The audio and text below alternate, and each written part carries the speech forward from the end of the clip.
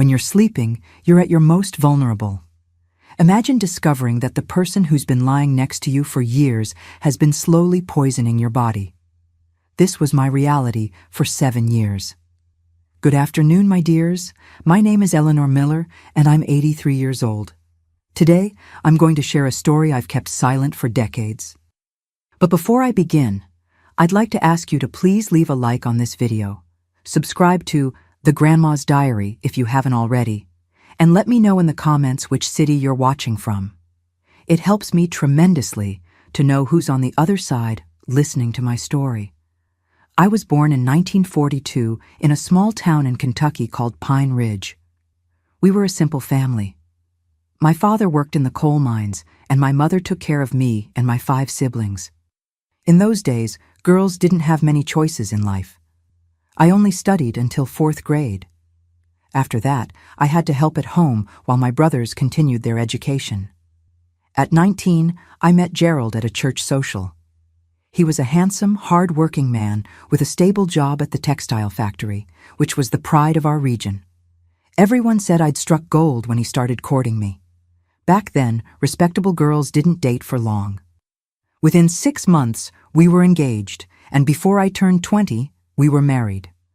Our house was small but tidy. It was near the factory where Gerald worked, a blue 2-story house with white windows. I remember it like it was yesterday. I planted flowers in the front yard and embroidered tablecloths. I prepared lunch for him to take every day. For the first 3 years, we lived the life every young woman dreamed of. He would go to work.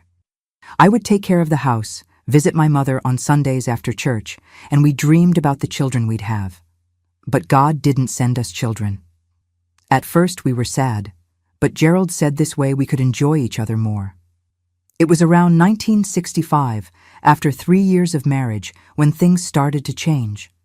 Gerald got promoted at the factory and began working directly with the owner, Mr. Mendoza. With that came overtime, business dinners, trips to Chicago to buy materials. I missed him, but I was proud. My husband was moving up in the world, while my friends' husbands stayed in the same position. It was during this period that I started feeling the first pains. At first, they were small discomforts. I'd wake up with joint pain in my fingers, as if I'd spent the night tightly gripping something. Then came the leg pains, a burning sensation in my muscles. I thought it was fatigue. After all, the house was big, and I did everything myself. When I mentioned it to Gerald, he suggested I visit Dr. Paul, the town doctor. That was the first of many, many consultations that would become part of my life for the next 7 years. Dr. Paul examined me, said it wasn't anything serious, prescribed some pain pills, and sent me home. I took the medicine, but the pains didn't go away.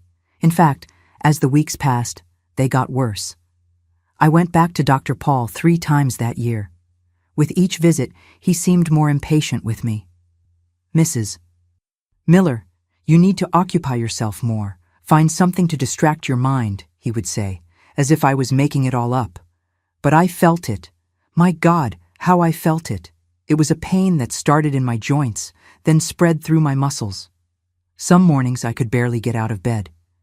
In 1967, the pains became so intense that Gerald took me to a specialist in Louisville.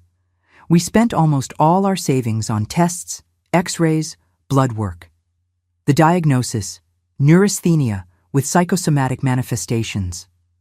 In simple words, the doctor was saying it was all in my head. "Your wife needs mental rest," he told Gerald, as if I wasn't in the same room. "I recommend a mild sedative before bed and vitamins to strengthen the nervous system." We returned home with a suitcase full of medications, sedatives, vitamins, painkillers. I took everything religiously, hoping some of it would work. Gerald started giving me the sedative every night with a glass of warm milk. "To help you sleep better, dear," he would say. And I believed him. How could I not believe the man who had promised to care for me in sickness and in health? The years went by and my pains only increased. It wasn't just in the morning anymore, it was all day. My hair started falling out, my nails became weak and brittle. I lost so much weight that my clothes seemed to belong to someone else. The neighbors started gossiping. They said I had the bad disease. Back then, people were even afraid to say the word cancer. Gerald seemed increasingly distant. The overtime increased. Sometimes he came home so late that I was already asleep, drugged by the sedatives. When I asked about work, his answers were short, irritated. "You wouldn't understand, Eleanor. It's men's business." In 1969, I made a promise to God. I lit candles for days in a row. I fasted on Fridays and prayed the rosary every night. I asked him to show me the cause of my pains or to take away my suffering. I've always had great faith, you know. I believed God doesn't give us a burden heavier than we can carry. It was that same year that Mrs. Clark moved into the house next to ours. She was different from the other women in the neighborhood. She had been a teacher in Louisville, was a widow, lived alone, and didn't care what others thought. She wore pants when other women only wore dresses, drove her own car, and smoked cigarettes on the porch while reading books. At first, the neighbors spoke poorly of her, saying she wasn't an example of a decent woman. But I was so lonely, so desperate for someone who wouldn't look at me with pity or suspicion, that I started visiting her in the afternoons when Gerald was at work. Mrs. Clark listened to me, really listened, without interrupting, without judging. She was the first person who didn't doubt my pains, who didn't suggest it was all in my head. On the contrary, she asked questions, took notes on my answers, and seemed genuinely interested in solving the mystery. "Eleanor," she asked me one day, "have you noticed any pattern in your pains? Do they get worse at any specific time or after eating something?" No one had ever asked me that before. I started paying more attention, making notes like Mrs. Clark suggested, and that's how I noticed. The pains were always worse on the mornings after Gerald came home late from work. On days when he arrived at the normal time, I woke up feeling better. I could at least get up without as much suffering. When I mentioned this to Mrs. Clark, I saw something pass through her eyes, a shadow of concern, perhaps even fear. She invited me inside, closed the living room curtains as if afraid someone might see us talking, and sat down close to me. "Eleanor, forgive me for asking, but do you completely trust your husband?" I was shocked. How could she suggest such a thing? Gerald might be distant, yes, tired from work, irritated with my illness that never went away, but to think that he wasn't impossible. "Mrs. Clark, Gerald may have his flaws, but he's a good man. He takes me to doctors, pays for the medicines, takes care of me." She didn't insist, but she didn't seem convinced either. Before I left, she held my hands in hers and said something that would change my life forever. "Tomorrow, don't take the sedative he gives you. Pretend you took it. Hide the pill, lie down, and pretend to sleep. See what happens." I went home disturbed. How could Mrs. Clark suggest something like that? It was crazy. It was. And yet, the seed of doubt was planted. That night, when Gerald brought me the sedative with the milk, I observed him with different eyes. Was there something in his gesture, a kind of disguised anxiety I had never noticed before? Or was Mrs. Clark's suspicion affecting my judgment? I took the medicine as always, but the following night I gathered all my courage. When Gerald brought me the glass of milk with the pill, I brought it to my mouth but didn't swallow. I hid the pill in my closed hand, drank the milk, and wished my husband good night. I lay down with my back to him, my heart beating so hard I was afraid he might hear it. When I noticed Gerald was breathing deeply, I got up silently and went to the bathroom. I threw the pill in the toilet. I returned to bed and pretended to sleep, but stayed alert with my eyes half closed. Around midnight, I felt Gerald moving beside me. He got up carefully, watched to see if I was really sleeping, and then left the room. I heard his steps going down the stairs, heading toward the kitchen. What could he be doing? I got up silently and followed him, keeping to the shadows. Through the crack in the kitchen door, I saw something I'll never forget as long as I live. Gerald was standing by the cabinet where we kept the cleaning products. He took out a small bottle without a label and with great care dropped a few drops into a cup, the same blue cup I used every morning for my coffee. I retreated in horror, trying not to make noise, I went up the stairs as silently as possible.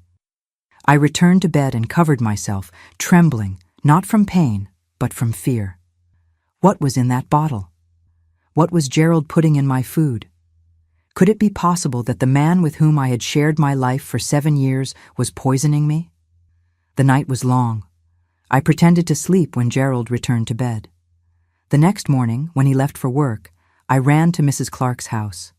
I told her what I had seen, tears streaming down my face. She didn't seem surprised, just deeply sad. "We need proof, Eleanor, something we can show to the authorities." It was then that Mrs. Clark told me about her son, who lived in the city. He was an amateur photographer. He had a modern camera that could take photos even in low light. She called him, explained the situation without going into details, and 2 days later, he appeared with the equipment. George, Mrs. Clark's son, taught me how to use the camera. It was a strange object for me, heavy and complicated, but I understood the basics. We positioned the equipment on top of the kitchen cabinet, hidden by a plant, pointed directly at the countertop where the cups were kept. That night, I didn't take the sedative again. I spent hours awake, listening to every creak in the house, every sigh from Gerald. And again, around midnight, he got up and went down to the kitchen. I heard the familiar sounds, the cabinet door opening, the clinking of the cup. After a few minutes, he returned to bed. The next morning, as soon as Gerald left, I rushed to check the camera. The film had ended exactly as George had explained it would. I carefully saved the roll and took it to Mrs. Clark. She said George would return on the weekend to develop the photos in an improvised lab at her house. Those 3 days of waiting were the longest of my life. I continued pretending to take the sedatives, pretending nothing had changed, while inside I was dying a little each time Gerald kissed me in the morning before leaving for work. When George finally developed the photos, the truth was there in black and white, impossible to deny. Gerald, my husband, the man who had sworn to love and protect me, was putting something in my cup. In one of the photos, you could clearly see the bottle in his hand, the drops falling into the liquid. Mrs. Clark suggested we take the photos to a pharmacist friend in Louisville, someone trustworthy who could help us identify what that substance might be without alerting Gerald. I agreed, desperate for answers. Mr. Mendez, the pharmacist, examined the photos with a magnifying glass. After much analysis, he told us that, judging by the shape of the bottle and my symptoms, it could be some kind of diluted rat poison, not enough to kill at once, but sufficient to slowly deteriorate the body, causing chronic pain and progressive weakening. If you continued consuming this for a few more years, he told me, you would probably experience kidney or liver failure. It would be a seemingly natural death, without raising suspicions. I left Mr. Mendez's pharmacy with weak legs, needing to lean on Mrs. Clark to avoid falling. Poisoning. My own husband was slowly poisoning me day after day for years. The pain I felt at that moment wasn't physical. It was a wound in my soul that seemed bottomless. Why? It was the only question hammering in my mind. Why would Gerald do this to me? I had been a good wife. I kept the house immaculate. I never complained when he came home late. I took care of his clothes. I prepared his favorite meals, even on days when I could barely stand because of the pain. What reason could he have for wanting to watch me die slowly? We returned to our town the same day. Throughout the entire bus ride back, I looked out the window without really seeing the landscape. I felt like I was in a nightmare, one of those you try to wake up from but can't. Mrs. Clark held my hand. Sometimes she would say something I couldn't process.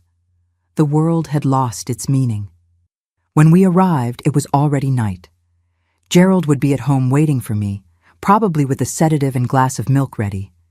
The idea of facing those eyes, of pretending everything was normal, made me nauseous. Mrs. Clark noticed my despair. "You don't have to go back home now," she said. "You can stay with me until we decide what to do." I accepted without hesitation. We sent a message to Gerald through the neighbor's son, saying I had become ill in Louisville and would need to stay hospitalized for a few days. It wasn't a complete lie. I really was sick, just not in the way he thought. For 3 days, I hid in Mrs. Clark's house, drinking liters of water trying to cleanse my body of that poison. Gradually, my mind started functioning again, connecting the dots. Gerald's overtime, the growing irritation, the distancing. There was something else happening, something I wasn't seeing. It was George who suggested we follow Gerald. "If he's trying to get rid of you," he said, "there must be a reason beyond money, since you're not rich." Usually in these cases, there's someone else involved. Another woman. The possibility had never seriously crossed my mind. Gerald was reserved, sometimes distant, but I never thought he might be cheating on me. Jealousy was never part of our marriage because I trusted him blindly from the first day. George offered to follow Gerald after work. Since he wasn't from town, there was no risk of being recognized. I wanted to go along, to see with my own eyes, but they convinced me it was too risky. That same night, George took his car and parked near the factory. When the shift ended, he saw Gerald leave, not alone as I expected, but accompanied by a woman. They got into Gerald's car and headed for the road leading to the next town. George followed at a safe distance. They stopped in front of a large house, one of those belonging to wealthy people. The woman got out first, Gerald right behind her. They entered the house hand in hand, without bothering to look around. They didn't act like people afraid of being discovered, but like a couple that felt safe, comfortable with each other. George waited for almost 2 hours. Gerald didn't come out. When he returned and told me everything, with Mrs. Clark by my side, something inside me broke. The last thread of hope, the one that said maybe there was an explanation, that maybe it was all a terrible mistake. There was no mistake. There was only betrayal, in the cruelest possible way. "Who is she?" I asked, my voice barely coming out. George hesitated, looked at his mother as if asking permission. "From what I could find out by asking around," he finally said, "it's Helena Mendoza, the sister-in-law of the factory owner. She became a widow 3 years ago when Mr. Mendoza's brother died in a car accident. She inherited everything, the house, the investments, even part of the factory shares. Helena Mendoza.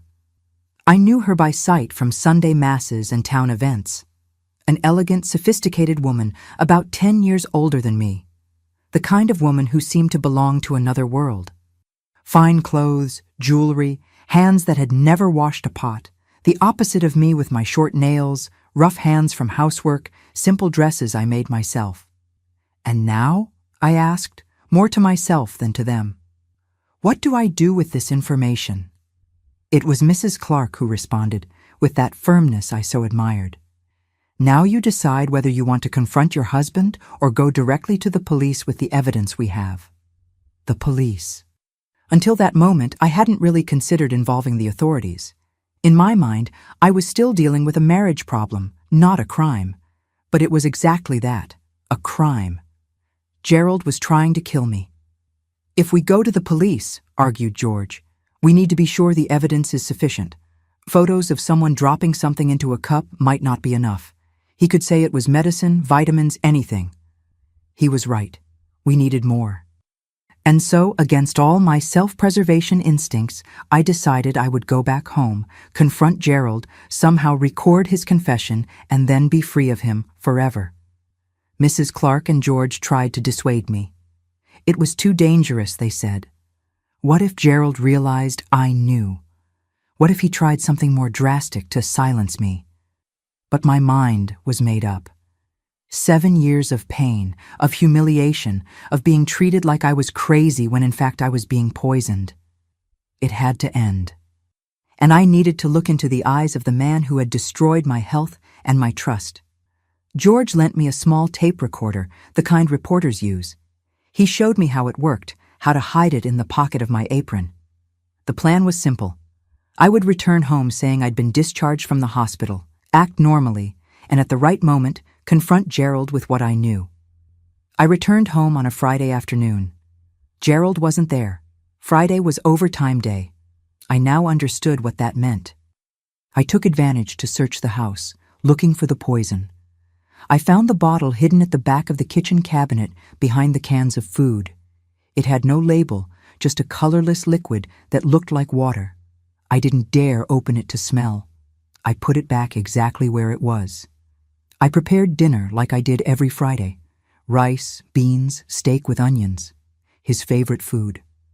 I set the table, took a long shower, put on a clean nightgown. It would be the last night I would sleep under the same roof as that man. This certainty gave me a strength I didn't know I had. Gerald arrived after 9, smelling of expensive cologne. He seemed surprised to see me standing in the kitchen, apparently recovered. "Eleanor, I didn't expect to find you at home." His voice tried to sound casual, but there was something strange in it. Perhaps concern, perhaps fear. "The doctor said it wasn't anything serious," I replied, forcing a smile. "They gave me some stronger medicine and sent me home. I prepared your favorite dinner." Gerald seemed uncomfortable, as if he didn't know what to do with this new version of me. Smiling, apparently healthy. During dinner, we talked about trivial things. He avoided looking directly into my eyes, perhaps fearing what he might see reflected in them. After dinner, he said he was going to take a shower. I heard the shower running and took the opportunity to turn on the recorder in the pocket of my apron. My heart was beating so hard I feared it might be heard on the recording. When Gerald returned to the kitchen, I was sitting at the table, the unlabeled bottle in front of me. The color drained from his face. His eyes went from the bottle to me, wide like those of a cornered animal. "What is this?" I asked calmly, though inside I was screaming. "Why do you keep rat poison in our food cabinet, Gerald?" I don't know what you're talking about," he stuttered, trying to appear indignant. "That must be some cleaning product. Don't mess with household things you don't understand." "I understand enough to know you've been putting this in my coffee every morning. I understand that these drops have been causing me pain for 7 years. I understand that you're trying to kill me, Gerald. What I don't understand is why." He tried to deny it, of course. He said I was crazy, that the doctors were right about my neurasthenia, that I was making things up, but I didn't back down. I placed the photos on the table, one by one, Gerald dropping the liquid into my cup night after night. The evidence was irrefutable. For long minutes, he stood in silence, looking at the photos. Then something changed in his face. The mask fell. I saw for the first time the real Gerald. Cold, calculating, a complete stranger to me. "You weren't going to die," he finally said, his voice strangely calm. "Not immediately. It would appear as a long, wearing illness. No one would suspect." Hearing that direct confession, so devoid of any remorse, made my hands tremble under the table, but I maintained my composure. I needed him to keep talking. "Why, Gerald? What did I do to deserve this?" He gave a short, bitter laugh. "It's not about you, Eleanor. It never was. It's about Helena." And then the whole story poured out like poison from his own mouth. Helena and he had been together for almost 4 years, since before her husband's death. They planned to be together, but divorce at that time was practically impossible. Expensive, scandalous. It would mean he'd lose his job at the factory, be rejected by the community. The death of Helena's husband was convenient. It opened a door. Only one obstacle remained: me. "Helena suggested it would be easier if you simply weren't in the way anymore," he said, now speaking freely, as if a weight had been lifted from his shoulders. Her brother was a pharmacist. He knew substances that leave no trace. "We started with small doses to see how your body would react. The idea was to gradually increase until your system couldn't take it anymore." Every word was a stab. This man with whom I'd shared my bed, my dreams, my youth, had coldly conspired to take my life. And why? To be with a rich woman, to move up in the world, to avoid the scandal of a divorce. And the pain? Did you know how much I suffered? "Of course I knew," he replied, and there was almost a sick pride in his voice. "But it was a necessary evil. The more you complained, the more the doctors believed it was all in your head. When you finally died, everyone would say it was stress, weak nerves, anything but the truth. The recording continued, capturing every word of that monstrous confession. I knew I had enough to take to the police to ensure Gerald would pay for his crimes. But there was still one question consuming me. Did you ever really love me? Or was it all a lie from the beginning? Gerald seemed to consider the question for a moment, as if he were really making an effort to remember if there had been any real feeling for me. In the beginning, maybe, he finally said. You were pretty, young, would make a good wife, but then I met Helena. She's different, Eleanor. She understands my value, knows what I'm capable of. With her, I can be someone important, not just another factory worker. At that moment, looking at that man I no longer recognized, I felt something strange happen inside me. The fear, the pain, the confusion, all of it began to give way to a cold, controlled anger, a determination I had never felt before. I understand, I said simply, rising from the table. I think we have nothing more to talk about. Gerald looked at me, confused by my calm reaction. He expected tears, hysteria, pleading. He didn't expect this composed woman who was now putting the photos back in her purse. What are you going to do? He finally asked, a tone of concern entering his voice. You're not going to tell anyone, are you? No one would believe you anyway. Everyone thinks you're crazy. We'll see, I replied, walking toward the door. Now, if you'll excuse me, I need fresh air. I walked out the front door without looking back, the recorder still working in the pocket of my apron. I walked straight to Mrs. Clark's house, where George was waiting for me. They listened to the recording in silence, their faces pale with horror. This is more than enough, George said when the tape ended. Let's go to the police station right now. And that's what we did. Sheriff Morels, a serious middle-aged man, attended to us even though it was late at night. He listened to the recording twice, examined the photos carefully, and then looked at me with an expression that mixed compassion and indignation. Mrs. Miller, he said, I've never seen anything like this in all my years in law enforcement. You're lucky to be alive. We're going to arrest your husband right now before he tries to run away or do something worse. 2 hours later, Gerald was behind bars. The news spread through the town like wildfire. The scandal he so feared became even bigger than a simple divorce would have been. Helena Mendoza disappeared from town that same night, leaving behind a closed house and many unanswered questions. In the days following Gerald's arrest, my life turned upside down. You can't imagine what it's like to wake up one morning and discover your entire world was a lie. The marriage I thought was imperfect but real was just a facade for a terrible plan. The man with whom I shared a bed for 7 years had conspired to kill me slowly. It's a type of betrayal that corrodes the soul, that makes you question every memory, every moment you thought was beautiful or special. The entire town was talking about the case. It was the biggest scandal Pine Ridge had ever seen. When I walked down the street, conversations would stop. Eyes would follow me. Some were compassionate, others filled with morbid curiosity, as if I were a circus attraction. There goes the woman whose husband tried to poison her, they whispered. I heard them, even when they pretended I wasn't there. The worst were the malicious comments. She must have done something to deserve it, said some. If she'd been a good wife, her husband wouldn't have needed to look at another woman, the church ladies whispered, as if there were some justification for trying to take someone's life, as if it was my fault for being the victim of such cruelty.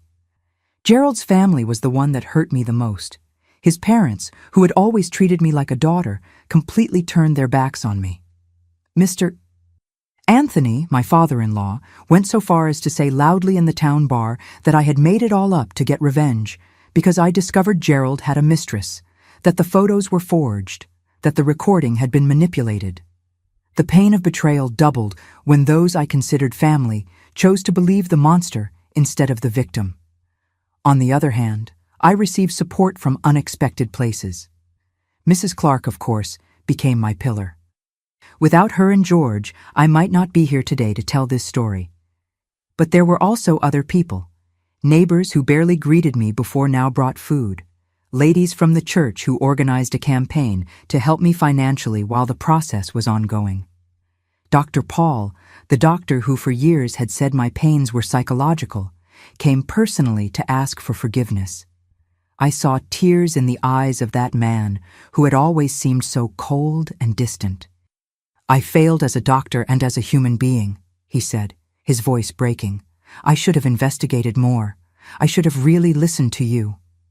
That apology was important, but it didn't erase the years of suffering, the sleepless nights, the wrong diagnoses, the suspicious looks. Nothing could erase that. Still, I accepted his words. Forgiveness, I learned over time, isn't for the other person. It's for ourselves, so we don't carry the weight of resentment. Gerald's trial took place 6 months after his arrest. They were terrible days in court, having to relive every moment of that nightmare, hearing his lawyers trying to discredit my testimony, suggesting I had mental problems, that I had made it all up out of jealousy or revenge. But the evidence was irrefutable. The photos, the recording, the bottle of poison found in our house, the tests that finally confirmed the presence of toxic substances in my body. All of this weighed against him. The testimony of the pharmacist from Louisville was decisive, explaining in detail how the poison worked, how the symptoms corresponded exactly to what I had suffered for years. Helena Mendoza never appeared to testify. They said she had fled abroad, taking with her the fortune of her deceased husband. Other rumors suggested she was hiding on some farm in rural Tennessee, protected by influential relatives. I never knew the truth, and with time, it ceased to matter. She was as guilty as Gerald, but my focus was on healing, not pursuing revenge. Gerald was sentenced to 15 years in prison for attempted qualified homicide. When they heard the sentence, his parents finally seemed to comprehend the gravity of what their son had done.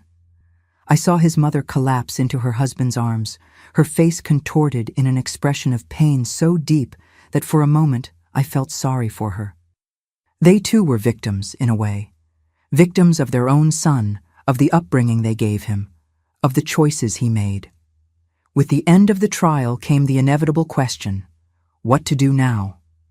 I was 27 years old, with health debilitated by years of poisoning, without a husband, without a house, which was sold to pay the lawyers, without prospects for the future. Pine Ridge, the town that had been my home for my entire life, now seemed like a prison of curious looks and painful memories. It was Mrs. Clark again who showed me a way. "Come with me to Louisville," she suggested. "I'm going back to teach there.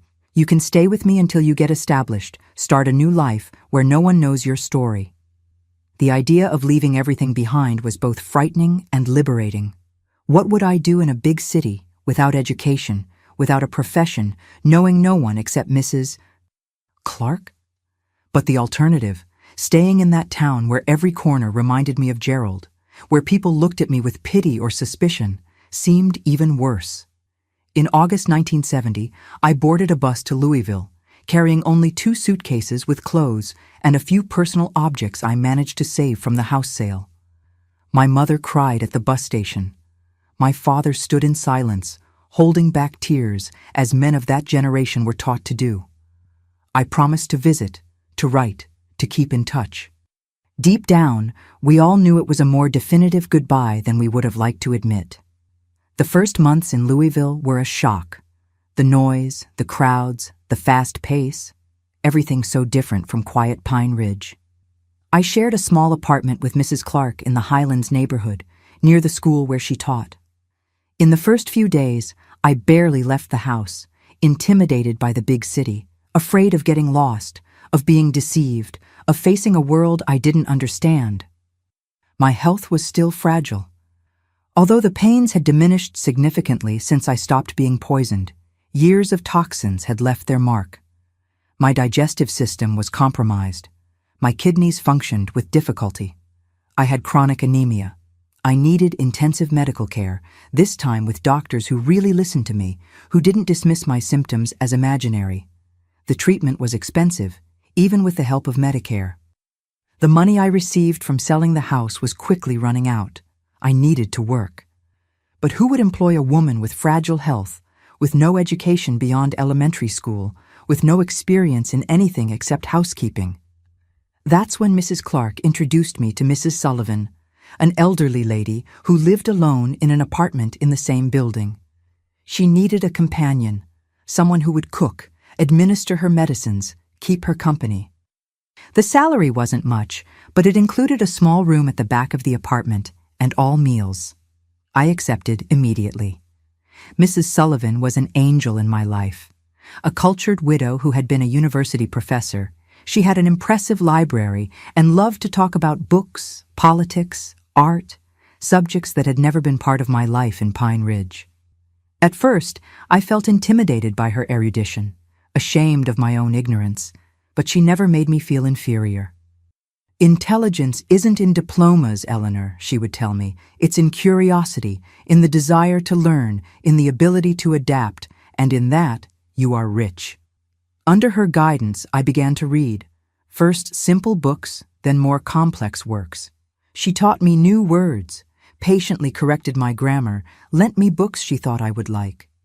At night, after I finished my chores, we would sit in the living room and she would tell me about the places she had visited, Paris, Rome, London, as if she were taking me along in her memories. It was also Mrs. Sullivan who encouraged me to study formally. "It's never too late to resume your studies," she insisted.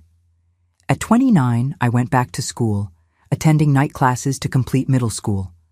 I was the oldest student in the class, surrounded by teenagers, but that didn't intimidate me. Each new lesson was a victory over my past, proof that Gerald had not succeeded in destroying me. In 1973, Mrs. Sullivan suffered a stroke. I did everything I could to help her recover, returning a little of what she had done for me. She survived but was left with the left side of her body partially paralyzed, needing more intensive care. Her daughter, who lived in New York, decided to take her to live with her. I was devastated by the separation, but Mrs. Sullivan made sure to leave me a gift before departing. She paid in advance for a professional sewing course for me. "You have skilled hands and an eye for detail," she said. "You will be an excellent seamstress." The course lasted 6 months. I learned to make patterns, to work with different fabrics, to create custom pieces. I discovered I had a natural talent that I had never explored. In Pine Ridge, I sewed out of necessity, making patches and simple pieces. Now I was creating elegant dresses, well-cut suits, pieces that people admired and for which they were willing to pay well. Upon finishing the course, one of the instructors offered me a job in her atelier downtown. The salary was modest, but tips and commissions made up for it. For the first time in my life, I was earning my own money, doing something that gave me pleasure and recognition. With Mrs. Sullivan's departure, I needed to find a new place to live. I found a small studio apartment in the Germantown neighborhood, a simple but clean place that I could afford with my new salary. It was a space all my own, earned through my work. Feeling the keys in my hand that first day was one of the greatest joys I've ever experienced. Finally, after so much suffering, I was building something solid, something no one could take away from me. The following years were ones of hard work and constant learning. I continued studying at night. I completed high school in 1975. My health gradually improved. The pains still appeared occasionally, but they were shadows of what they had been. The doctors said it was a miracle I hadn't been left with more serious sequelae after years of poisoning. At the atelier, I gained a reputation for meticulousness and punctuality. Clients began to specifically ask for me, to recommend my work to friends. In 1976, the owner of the atelier offered me a partnership. She would contribute the space and the established clientele. I would contribute my work and talent. It was a proposal that changed my life. Spring Atelier. That was the name we chose together. A symbol of the rebirth, the renewal I sought so much. The sign on the door had golden letters on a light green background. Whenever I looked at it, I felt a mixture of pride and disbelief. How had that broken, poisoned, abandoned young woman transformed into the businesswoman I was becoming? It was at the atelier that I met John in 1977. He came to order a suit for his daughter's wedding. A widower for 5 years, he was a simple man who owned a small carpentry shop in the Butchertown neighborhood. He didn't have the sophistication of Mrs. Sullivan or the handsomeness of Gerald when he was young, but he had something infinitely more valuable, a genuine kindness, a transparent honesty in his gaze. Our relationship started slowly, with caution on both sides. I, for obvious reasons, was afraid to trust again. He, out of respect for the memory of his deceased wife, hesitated to move forward. We went out for coffee a few times, then for Sunday lunches, always in public places, always with light conversations. With time, I opened up. I told him about Gerald, about the poisoning, about my escape to Louisville. I expected to see in his eyes what I had seen in so many others: pity, suspicion, or that morbid curiosity. But John just held my hands in his, rough from working with wood, and said, "You are the strongest woman I've ever known, Eleanor." It wasn't a sweeping romance like those in movies or books. It was something quieter, more mature, built on solid foundations of mutual respect and admiration. John courted me in an old-fashioned way. Flowers, little notes left at the atelier, small gifts made by his own hands, a scissor holder carved from wood that I keep to this day, a sewing box with my name engraved on the lid, a footstool for me to rest my feet while working. In 1978, I accepted his marriage proposal. The ceremony was simple, in the neighborhood church, with few guests, friends I had made in Louisville, some of John's relatives, Mrs. Clark and George, who came especially for the occasion. My parents couldn't attend. My father had passed away the year before. My mother was too elderly to travel. At 38, I was starting a new life with a man who valued me for who I was, not for what he could extract from me. A man who knew my past and didn't use it against me, who admired my strength instead of trying to break it. John had his own house, small but cozy, with a yard where he cultivated a garden. I moved there after the wedding but maintained my partnership in the atelier. He never suggested I stop working, never saw my independence as a threat. On the contrary, he took pride in my successes, took friends to visit the atelier, spoke with admiration about my wife, the most sought-after seamstress in the neighborhood. In 1979, at 39, when I had given up on the idea of being a mother, I discovered I was pregnant. It was a surprise for both of us. A wonderful surprise, but also frightening. The doctors warned me about the risks, considering my age and my history of health weakened by poisoning, but I decided to go ahead with all possible precautions. The pregnancy was difficult, with several hospitalizations and absolute rest in the last months. John was by my side at every moment, caring for me with a devotion I had never experienced. In May 1980, our daughter Marianne was born, a miracle of 6 pounds 3 ounces who came into the world determined to live, despite all the odds against her. Looking at that perfect little face, feeling her tiny hands grabbing my finger, was the definitive cure for all the wounds Gerald had left in my soul. I finally understood that I had won. Not just survived, but completely won. I had a job I loved, a husband who respected me, a healthy daughter. I had built a life that years before would have seemed impossible. Marianne brought a completely new light to our lives.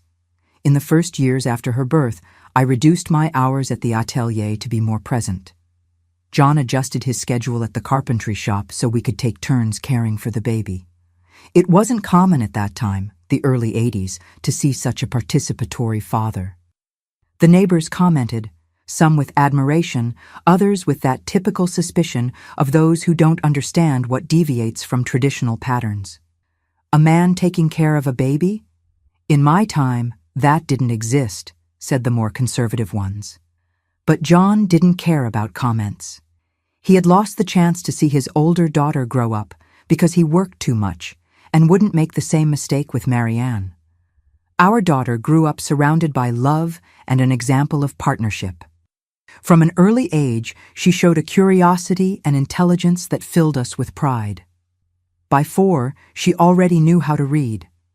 By 6, she wrote small stories that John bound in covers carved by himself. At the atelier, she would sit quietly in a corner, drawing dress models that, according to her, modern princesses would wear. In 1985, something happened that shook our little family. I received a letter from Pine Ridge. It was from my younger sister Nancy, with whom I maintained sporadic contact by phone. The letter, written with trembling handwriting and stained with tears, informed me that my mother was very ill. "The doctors say she won't make it past this month," wrote Nancy. "She's asking to see you one last time." 15 years had passed since I left my hometown. 15 years in which I had avoided even thinking about that place, as if I could erase its existence from my memory. I had visited my family a few times, always making them come to Louisville, inventing excuses not to return to Pine Ridge. The idea of seeing those streets again, those people, the house where I was poisoned for years, caused me a dread beyond rational. But now, my mother was dying. How could I deny her this last request? How could I let her go without saying goodbye, without her meeting her granddaughter, without making peace with the past that had separated us? John, as always, was my rock. "We'll go together," he said simply. "You, me, and Marianne. We'll face this as a family." The journey back to Pine Ridge was the most difficult I've ever made in my life. With each mile the bus advanced, I felt my stomach contract, my breathing get shorter. I held John's hand so tightly that my fingers turned white, while Marianne, then 5 years old, slept peacefully on the seat beside me, oblivious to the turmoil agitating her mother. Pine Ridge had changed little since my departure. Some new houses, a renovated square, a TV antenna on the hill, but the essence remained the same. That slow rhythm, that familiarity where everyone knows everyone else's business, that heavy air of untold stories. My mother was staying at Nancy's house, a simple 2-story home on the same street where we grew up. When I entered the room where she was resting, I hardly recognized her. The strong, energetic woman who populated my memories had been transformed into a fragile being, skin and bones, yellowed by the disease consuming her liver. Her eyes, however, lit up when she saw me, and even more when I introduced Marianne, the granddaughter she hadn't met. "How she looks like you when you were a child," she whispered, extending her trembling hand to touch the girl's face. The same curious eyes, the same determined chin. We spent a week in Pine Ridge, intense days where I cared for my mother with my sisters, where Marianne met cousins she didn't know existed, where John charmed everyone with his simplicity and kindness. But they were also difficult days where I had to face looks and whispers when I walked through town. Most people were kind. Many came to greet me, to say they missed me, that they were happy to see me recovered and happy. Others were more direct, asking about that terrible case, wanting to know details about my life after the scandal. Politely but firmly, I deflected those questions. My story belonged to me, not to others' curiosity. On the 5th day of our stay, while shopping at the general store with Marianne, an elderly lady approached. I recognized her immediately, though she was much older, Mrs. Miller, Gerald's mother. My first instinct was to protect Marianne, as if that lady could somehow hurt her. I pulled my daughter close to me, ready to quickly leave the store, but something in Mrs. Miller's look stopped me. There was no hostility there, just a deep sadness, a kind of silent plea. "Eleanor," she said, her voice almost a whisper, "may I speak with you for a moment? Please?" I hesitated. That woman represented a part of my life I had fought so hard to overcome. On the other hand, she too was a victim, the mother of a man who committed a terrible crime, who saw her son imprisoned, her family crumble under the weight of shame. "Marianne, dear," I said to my daughter, "go to the counter and ask Mr. Joseph for a package of those cookies you like. Mommy's going to talk here for a minute." When the girl walked away, I faced Mrs. Miller. What could she want after so many years? "He died," she said simply. "Gerald, in prison 3 years ago. Tuberculosis." The news hit me in a strange way. I didn't feel joy, or satisfied revenge, not even relief. Just a kind of emptiness, as if finally closing a chapter that should have been ended long ago. "I'm sorry for your loss," I replied. And it was true. As monstrous as Gerald had revealed himself to be, he was still the son of that broken woman in front of me. "Before he died," she continued, "he asked me to tell you something if you ever came back to town. He regretted it, Eleanor, not at the beginning, but with time. He said what he did to you was unforgivable, that he understood if you hated him forever." Tears streamed down the wrinkled face of Mrs. Miller. She wasn't just crying for her lost son, but for everything that could have been and wasn't, for all the lives destroyed by terrible choices. "I don't hate your son, Mrs. Miller," I said after a moment of silence. "I don't hate him anymore. Hating would be staying tied to him, to the past. I learned that the best revenge is living well, building a happy life despite everything." At that moment, I realized it was true.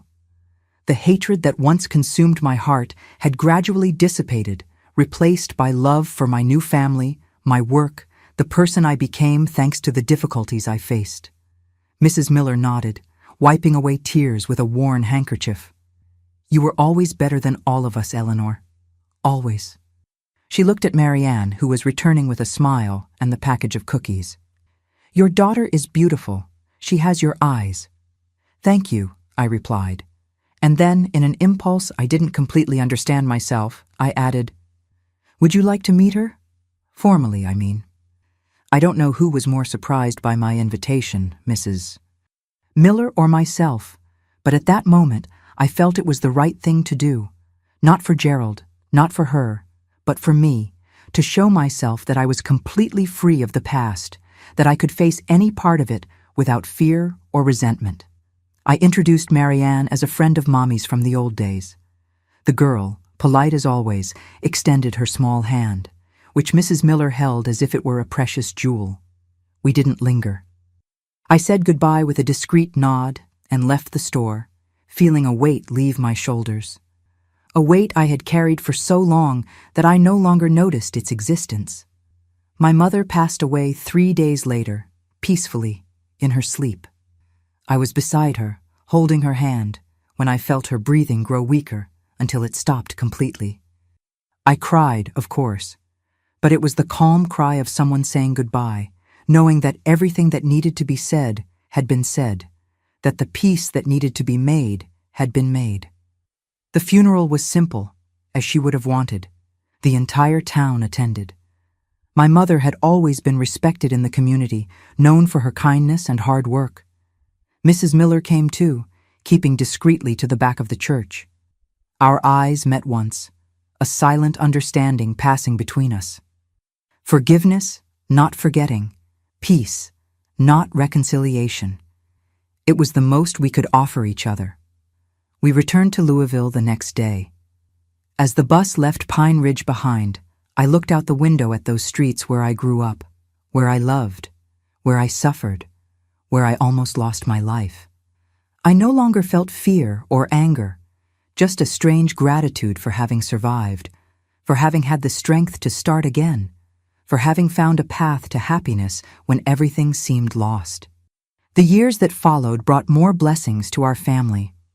In 1987, to our surprise, I discovered I was pregnant again at 45. The doctors were even more cautious this time, considering my advanced age for that era. But Charles was born strong and healthy, completing our family in an unexpected and wonderful way. The atelier was thriving, becoming one of the most respected in Louisville. In 1990, we expanded to a larger space, hiring more seamstresses and also offering courses for young women who wanted to learn the craft. It was my way of giving back everything I had received from Mrs. Sullivan, of passing on the opportunities that transformed my life. John and I celebrated 25 years of marriage in 2003 with a simple party in our backyard, surrounded by friends and family. Marianne, already graduated from law school and working at a law firm focused on women's causes, gave a moving speech about how our love story had shaped her view of relationships and justice. "My parents taught me," she said, her voice firm despite the tears in her eyes. That no matter how deep the wounds, it's always possible to rebuild. It's always possible to love again. And they taught me that true strength isn't in never falling, but in getting up every time life knocks us down. I looked at my daughter with my heart overflowing with pride. How was it possible that from that broken, poisoned, desperate young woman I once was, this strong, conscious woman determined to make the world a better place had been born? Charles followed a different path, inheriting his father's talent for carpentry. He opened his own workshop, specializing in the restoration of antique furniture, a meticulous job that required patience and vision, qualities he inherited from both of us. In 2010, John was diagnosed with pancreatic cancer, already at an advanced stage. The doctors gave him 6 months, but my warrior fought for almost 2 years, determined to see Charles graduate from design school. He managed it by a hair. He passed away 3 weeks after the graduation, at home, surrounded by all of us. The pain of losing John was different from all other pains I had experienced in life. It wasn't the sharp pain of betrayal or the physical pain of poisoning. It was a deep pain, a constant emptiness, the absence of someone who had been part of me for more than 3 decades. But there was also gratitude for each shared day, for each built memory, for the love that sustained us through so many storms. In the years that followed, I gradually transferred the administration of the atelier to my trusted assistant, keeping only a few old clients who insisted they only trusted my hands for their special work. I dedicated myself more to family, my children, my 3 grandchildren who arrived over the years, the community we built around us, and I also dedicated myself to a new mission. Inspired by Marianne's career, I began giving talks at community centers and shelters for women victims of domestic violence. I told my story, not to seek sympathy or shock, but to show that there is life after trauma, that it's possible to rebuild even when everything seems lost. If I'm here today, I would say to these women with frightened eyes and bodies marked by abuse, an 83-year-old woman who survived a husband who tried to kill her slowly with poison, who rebuilt her life from scratch, who found true love and created a happy family. If I'm here, any of you can be here too. The journey isn't easy, but it's possible, and you're not alone. Seeing the spark of hope appear in these women's eyes, receiving their tight hugs, hearing weeks later that one of them found the courage to leave home, to report, to start over. There are no words to describe what this means to me. Today, at 83, I look back and see a life that was worth living. A life marked by pain, yes, but also by rebirth, by unlikely victories, by love found in the most unexpected circumstances. The physical pains from those 7 years of poisoning never completely disappeared. On damp days, my joints still protest, reminding me of the poison that once ran through my veins. But these pains are now only distant echoes. A part of my story that doesn't define who I am, but helped shape the woman I became.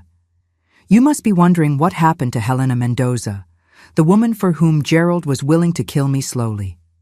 For many years, I knew nothing about her.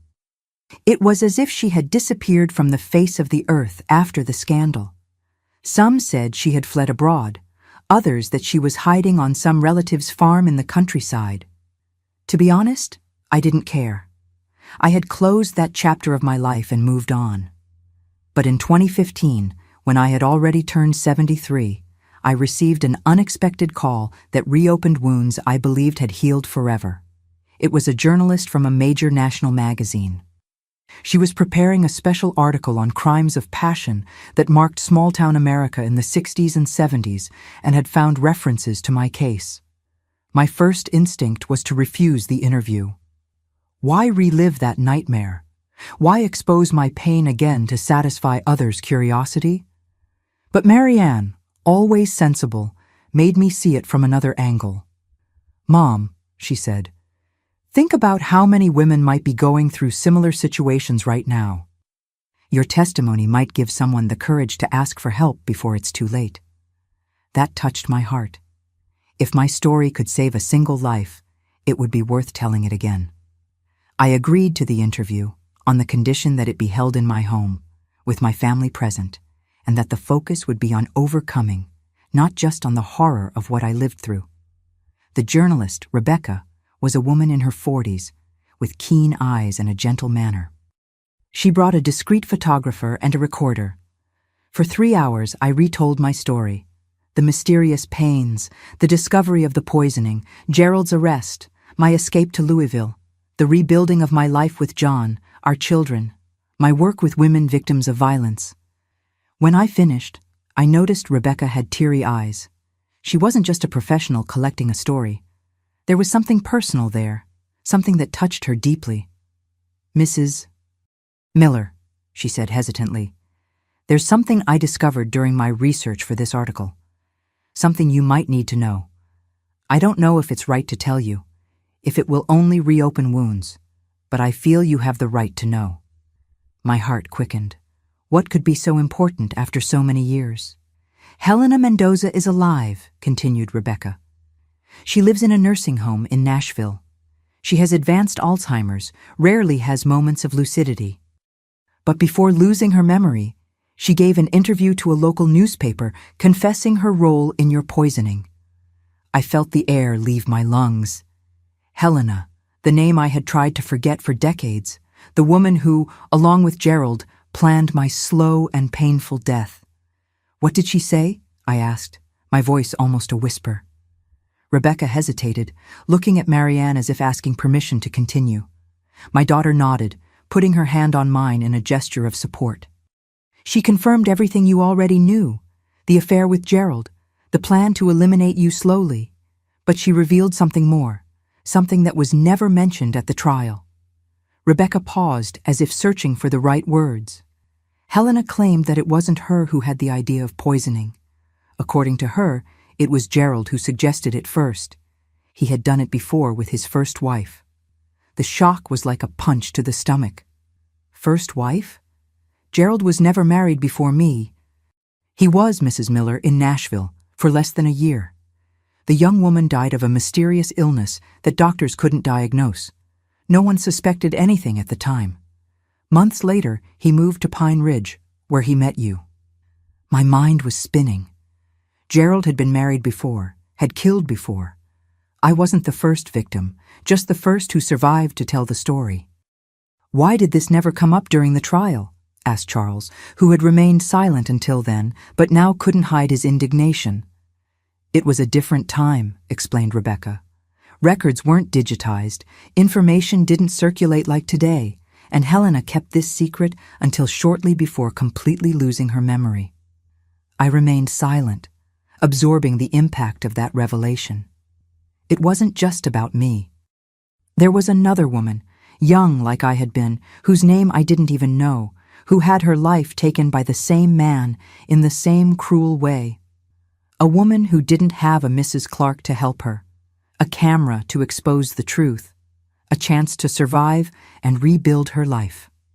"I'd like to visit Helena," I said finally, to the surprise of everyone in the room, including myself. "Is that possible?" Rebecca seemed disconcerted for a moment. "Well, yes, I can check with the nursing home. But Mrs. Miller, she probably won't recognize you or remember anything that happened. The Alzheimer's is at an advanced stage."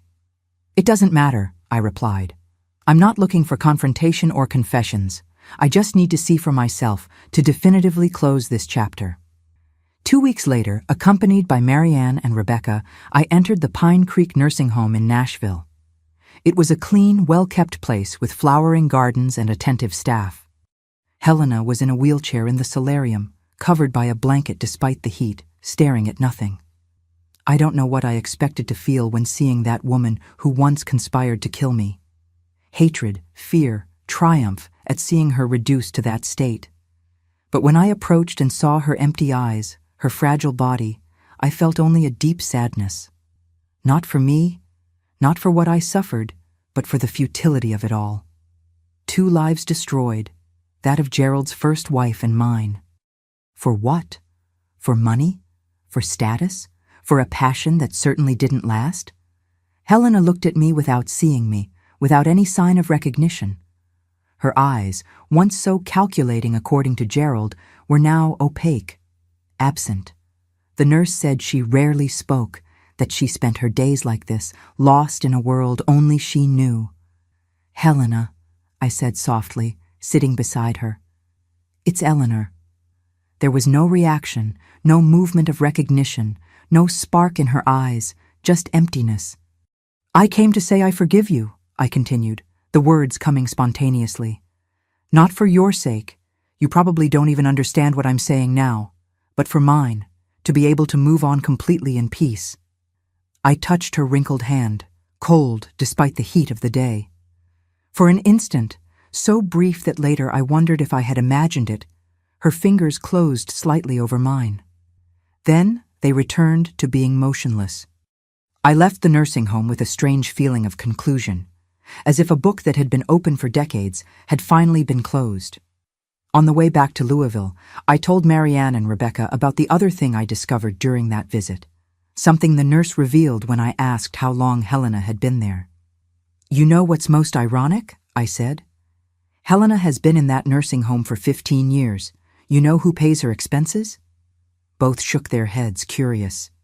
"Her nephew, her brother's son, the only relative she has left. The same Helena who conspired to kill her brother-in-law, who got the inheritance when he died, now depends on her nephew's charity. All the money she inherited, which was one of the motives for wanting to get rid of me, is gone. She lost everything in bad investments and fraudulent schemes. In the end, nothing remained of everything she and Gerald planned." There was a lesson there, a kind of poetic justice that didn't come from courts or prisons, but from life itself, following its relentless course.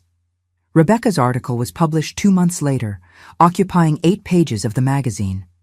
It was honest without sensationalism, focusing as much on the horror of what I lived through as on the strength I found to start over. The photos showed me as I am now, a white-haired lady surrounded by children and grandchildren in the garden of the house I built with John. But they also included archive images: me when young, Gerald, the house in Pine Ridge, the bottle of poison presented at the trial. The impact was greater than any of us could have predicted. In the days following the publication, my phone wouldn't stop ringing. They were women from all over the country, of all ages. Some victims of domestic violence, others who had recognized signs of abuse in their relationships thanks to my story. Some simply touched by what they read and wanting to express solidarity. A week after publication, Rebecca called me, emotional. "Mrs. Miller, I need to tell you something incredible. A woman from Portland contacted the editorial office after reading your story. She's going through something very similar. Unexplained pains for years, doctors saying it's psychological, a husband who's always present when she takes medicines. After reading about you, she became suspicious and installed hidden cameras. She caught her husband putting something in her food. He was arrested yesterday."